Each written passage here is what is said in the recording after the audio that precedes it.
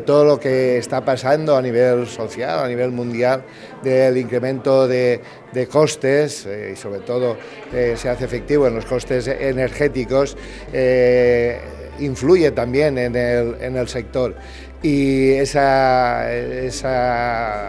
puesta sobre la mesa, que será provisional, que será parcial, tiene sentido para estudiar algún tipo de ayudas al sector que, sin cambiar las bases reguladoras y el contrato que está en vigor en la empresa concesionaria, sí que pueda ayudar a este sector. Se ha realizado una modificación presupuestaria cara a la realización de un gran evento gastronómico importante por el desarrollo que está teniendo la gastronomía en nuestra provincia, y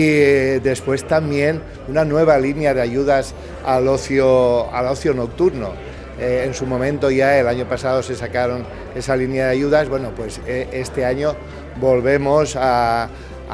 dar ese empujón necesario a un sector que tanto ha sufrido en esta época de confinamiento.